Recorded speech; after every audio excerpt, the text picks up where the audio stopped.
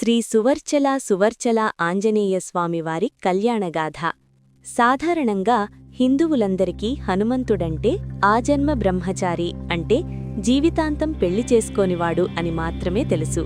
కాని పరాశర మహర్షి రచించిన పరాశర సంహితలో హనుమంతుడి వివాహం గురించి, ఆయన భార్య సువర్చలాదేవి గురించి చాలా వివరంగా వర్ణించబడింది. హనుమంతుడు ఎందుకు పెళ్లి చేసుకోవాల్సి వచ్చింది, ఆ కథ ఏమిటి అనే పూర్తి వివరాలు ఇక్కడున్నాయి. గురు శిష్య సంబంధం. చిన్నతనంలోనే సూర్యుడిని పండు అనుకొని మింగబోయిన హనుమంతుడు ఆ తర్వాత ఇంద్రుని వజ్రాయుధ దెబ్బకు స్పృహ కోల్పోతాడు. బ్రహ్మాది దేవతల వరాలతో కోలుకున్న ఆంజనేయ స్వామి సకల శాస్త్రాలను అభ్యసించడానికి ఒక గురువు కోసం వెతుకుతాడు. అప్పుడు తన తల్లి అంజనాదేవి సలహా మేరకు లోకానికి వెలుగునిచ్చే సూర్యభగవానుణ్ణే గురువుగా ఎంచుకుంటాడు. సూర్యుడు నిరంతరం ఆకాశంలో సంచరిస్తూనే ఉంటాడు కాబట్టి సూర్యుని వేగానికి సమానంగా ప్రయాణిస్తూనే హనుమంతుడు విద్యను నేర్చుకోవాల్సి ఉంటుంది. దీనికి అంగీకరించిన హనుమ సూర్యుని రథం ముందు వెనక్కి నడుస్తూ అతి తక్కువ కాలంలోనే వేదాలు శాస్త్రాలను ఔపోసనపడతాడు. నవవ్యాకరణాలు మరియు సమస్య. హనుమంతుడు అద్భుతమైన ఏకాగ్రతతో నవవ్యాకరణాలను అంటే 9 రకాల వ్యాకరణ శాస్త్రాలను నేర్చుకోవడం ప్రారంభిస్తాడు. వీటిలో మొదటి 5 వ్యాకరణాలను సూర్యుడు బోధిస్తాడు.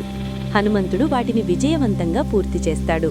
కాని మిగిలిన 4 వ్యాకరణాలను బోధించడానికి ఒక ధర్మ సూక్ష్మం అడ్డువస్తుంది. ఆ 4 శాస్త్రాలను కేవలం గృహస్థులు అంటే పెళ్లైనవారు మాత్రమే నేర్చుకోవాలి.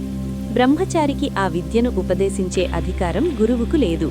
నేర్చుకునే అర్హత శిష్యుడికి లేదు. దీంతో సూర్యుడు పాఠం ఆపేస్తాడు.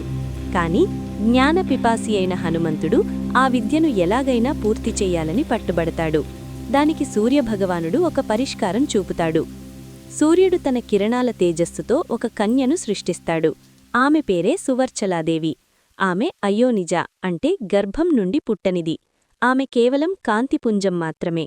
సూర్యుడు హనుమంతుడితో ఇలా అంటాడు: హనుమా, ఈ సువర్చల నా తేజస్సు నుండి ఉద్భవించింది.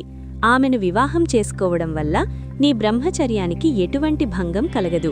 ఇది కేవలం విద్యాభ్యాసం పూర్తి చేయడానికి జరిగే ధార్మిక వివాహం మాత్రమే. ఆమె ఎప్పుడూ తపస్సులో నిమగ్నమై ఉంటుంది. నువ్వు యథావిధిగా బ్రహ్మచారిగానే ఉంటావు. త్రిమూర్తులైన బ్రహ్మ, విష్ణు, మహేశ్వరులు కూడా దీనికి ఆమోదం తెలుపుతారు. కళ్యాణఘట్టం. జ్యేష్ఠశుద్ధ దశమి నాడు సూర్యలోకంలో దేవతల సమక్షంలో హనుమంతుడు మరియు సువర్చలాదేవిల వివాహం అత్యంత వైభవంగా జరుగుతుంది. వివాహం పూర్తయిన వెంటనే హనుమంతుడు గృహస్థ హోదాను పొందుతాడు.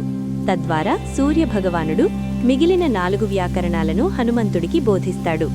విద్యాభ్యాసం పూర్తయ్యాక సువర్చలాదేవి తన అంతర్లీన రూపమైన సూర్య తేజస్సులో అంటే తపస్సులో ఉండిపోతుంది. హనుమంతుడు లోక కళ్యాణం కోసం, రామకార్యం కోసం భూలోకానికి వస్తాడు. అంతరార్థం. ఈ కథలోని అంతరార్థం ఏమిటంటే, సూర్యుడు జ్ఞానానికి ప్రతీక. సువర్చల అంటే సూర్యుని యొక్క కాంతి అంటే వర్చస్సు. సూర్యుడి నుండి కాంతిని వేరు చెయ్యలేము. అలాగే జ్ఞానవంతుడైన హనుమంతుణ్ణి ఆ జ్ఞానం ఎప్పటికీ అంటిపెట్టుకుని ఉంటుంది. శారీరక సుఖం కోసం కాకుండా కేవలం జ్ఞాన సముపార్జన కోసం జరిగిన వివాహం కాబట్టి హనుమంతుడు నిత్య బ్రహ్మచారిగానే పూజలందుకుంటున్నాడు. ముఖ్యమైన ఆలయం. తెలంగాణలోని ఖమ్మం జిల్లా ఖాజీపేటలో శ్రీ సువర్చల సహిత ఆంజనేయ స్వామి ఆలయం ఉంది. ఇక్కడ స్వామివారు గృహస్థ రూపంలో భార్యతో కలిసి దర్శనమిస్తారు. భార్యాభర్తల మధ్య గొడవలు ఉన్నవారు, పెళ్లి కానివారు ఇక్కడ పూజలు చేస్తే మంచి జరుగుతుందని భక్తుల నమ్మకం.